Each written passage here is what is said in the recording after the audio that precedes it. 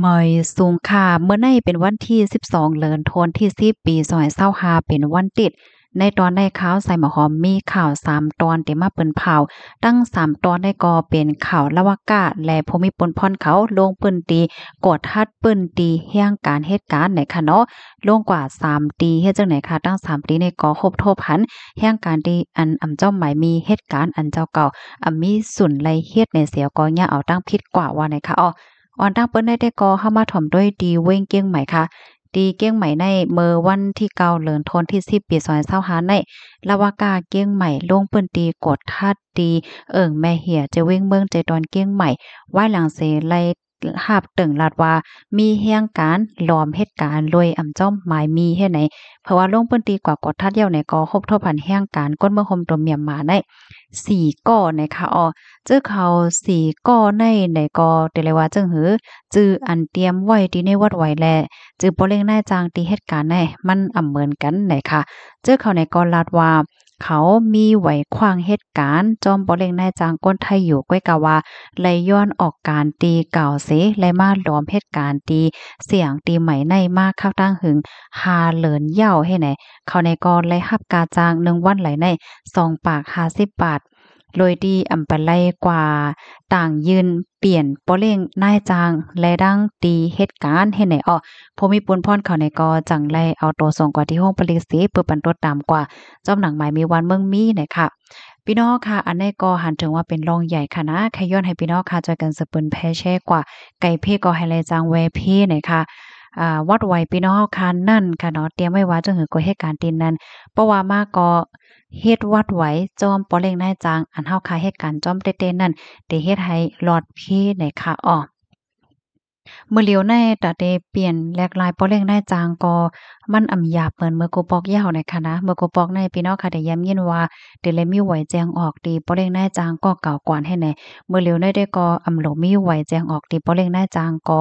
จางกว่ายืนเปลี่ยนป้อแรงนายจางแหวก็เข้าอยู่จ้อมป้อแรงนายจางใหม่และยาวในอันนี้ก็เป็นตื้อตั้งหลีค่ะนะพี่น้องเฮานะลูกดีในเหแลกำในเฮามาถ่อมด้วยแทงตอนหนึ่งค่ะอันนี้ก็เป็นตีเว้งเกียงใหม่ค่ะลาวากาเกียงใหม่เข้าท่าเที่ยงการเมื่อวันที่10เดือนธันวาคมที่10ปี2025ลาวากาเกียงใหม่และห้องการฝ่ายจัดหาการงานโฮมกันเสียก็ไล่ลงพื้นที่กว่ากดท่าตีบ้านแหวนจะเว้งหางโดงเจดอนเกียงใหม่ว่ายหลังเสไล่ฮับตึงลาดว่ามีแห่งการล้อมเหตุการณ์โดยจ้อมหมายมีเนี่ยเพราะว่าลงกว่ากดทัดเหย้าเนี่ยก็ติ้งยับก้มโตไลแห่งการอันได้ก็เลยเป็นแห่งการอันยิบไวๆปื้นตีสูง1ก่อค่ะได้ซ้ำเนี่ยเอาตั้งพิษว่าลอยลองมีไหวขว้างเหตุการณ์เฮ็ดจังไหนพี่น้องค่ะที่อันยิบไวๆพื้นที่สูงเนี่ยก็ซ้ำเตเลยมีไหวขว้างเหตุการณ์เฮ็ดให้นั่นน่ะเนาะเขาในก็ลัดในดีภูมิพลพรเขาว่าและมาเหตุการณ์ตีเสียงล้านในอ่า เฮ็ดหน้าที่ปนพ่อนเหตุการณ์ในสึงไฟค่ะเนาะหางแฮ้นภาคกว่าสังว่าเฮ็ดให้มันหนังล่างภาคกว่าเลิกภาคกว่าเฮ็ดให้นั่นน่ะนะค่ะและรับกาจ้างหนึ่งเหลือในเกาเฮงวาดนะคะมีไว้อยู่ก็กะว่าซ้ำแลกว่าย้อนไว้ขว้างเหตุการณ์นั่นค่ะนะกำนั้นแลถึงแย้ติงยับก้มโตเสียก็ส่งกว่าที่โฮงปริคางโดงเปิดปันตดตำกว่าจำหนังหมายมีวันเมืองมีเนี่ยค่ะ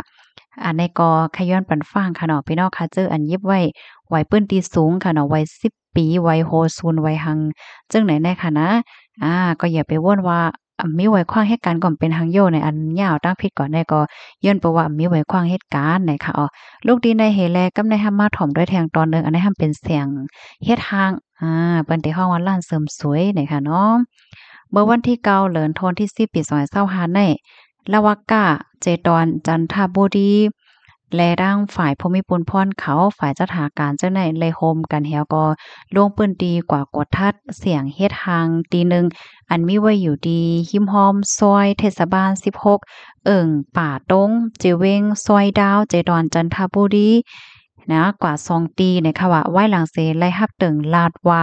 มีก้นแห่งการหลอมเหตุการณ์เฮ็ดทางเฮ็ดผางตีในล้านนั่นเฮ็ดจังได๋ค่ะ ล้านที่1ในเขาฮอบทั่วผันแห่งการคัมโบเดีย2ก่อค่ะตึกเหตุการณ์อยู่ตึกเฮ็ดคนโฮอยู่อะหังว่าเฮ็ดในนั้นค่ะนะเนาะกำแนย้อนด้วยวัดด้วยไหวเหี่ยก็ฮอบทั่วผันว่าตั้ง2ก่อในมีปรับขาเมืองปยกมีวีซ่า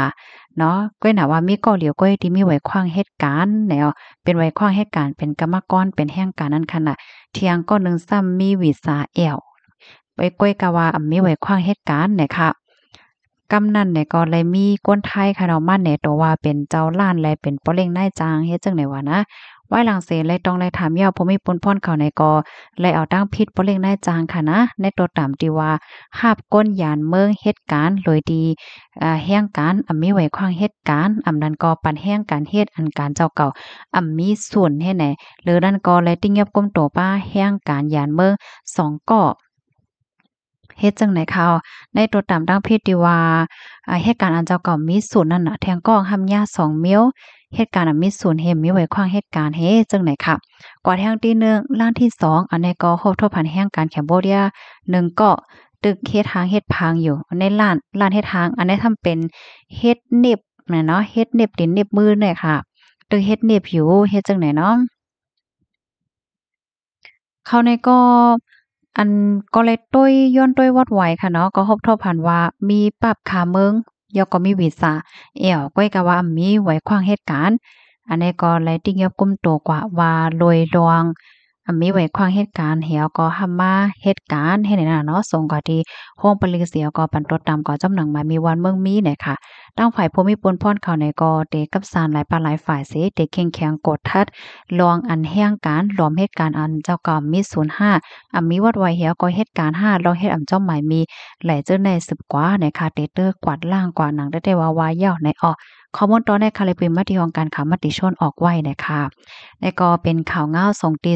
2เป็น2ตีค่ะเนาะตีจันทบุรีปยกอัน2ตีนั่นทำเป็นตีเก้งใหม่อันภูมิพลพรละว่ากะเขาทาดคณะตีเก้งใหม่2ตีตีจันทบุรี1ตีโคมก็ได้เป็นอยู่3ตีเฮ็ดแนวอันนี้ก็ขย้อนให้พี่น้องค่ะเขาสืบเปิ้นแพร่แชร์กว่าลัดหมอกลาดสืบๆกันกว่าค่ะนะโกเลยอยากไหว้ลื่นไหนค่ะเนาะพี่น้องค่ะจ่องฟังแม่นด้วยค่ะตั้ง3ตีอันเฮาค่ะถ่อมมาแน่มันเป็นป้อซื่อๆมันความใต้เฮาเปิ้นได้ฮ้องว่ามีคนแจ้งเปิ้นฮ้องว่าไล่ฮับตึงลาดตีก้นเมืองนั่นกันน่ะเหมือนจังหนังก้นหวานก้นเมืองก้นที่อันเปิ้นอยู่หิมห้อมกินจ้ำเปิ้นหานว่าโอ้ก้นได้เป็นแห่งการรู้ในแห่งการมาเฮ็ดคนโหแห่งการมาเฮ็ดมาเฮ็ดทางเหน็บตีนเหน็บมือแหน่เปิ้นก็ว่าเป็นแห่งการมีส่วนละเห็นใจห้าเนี่ยเปิ้นก็โทรแจ้งนั่นน่ะเปิ้นก็ลัดภูมิพลพรเขานั่นน่ะ เมื่อเหลียวในดัดเตลัดมันก็ง่ายเนาะส่งข้อความก่อนไลน์สืบโฟนหาก่อนไลน์เฮ็ดไหนอันนี้ก็ใครให้พี่น้องค่ะเขาเลยรับรู้ไว้ให้ได้ฟังกันในค่ะเนาะเมื่อกูบอกได้ก็มันถือว่าโอ้ภูมิพลพรเขาเปิ้นหันโยนล้านมีที่ใดๆๆเมื่อเหลียวได้มันมีก้นหวานเปิ้นแจ้งนั่นน่ะเพราะว่ามีข่าวเงาดองแห่งการอันเฮ็ดอำลิมลักแหละจังได๋บ่เปิ้นป้อจึกเนี่ยว่าเปิ้นหันหลักลายเอ็นมันก็แจ้งไลเปิ้นก็แจ้งทีเดียวนั่นน่ะพี่น้องเฮาลองตั้งมันได้ก็เป็นไหนค่ะยินจมกูก็เขาเอามาส่งค่ะยอก็คอมมอนตีเก้งเหมือนนั้นค่ะเลยเปมาตีเพกละว่ากาเก้งไหมต่างไว้กำเหลียวไหนค่ะเนาะเอาค่ะมาส่งค่ะ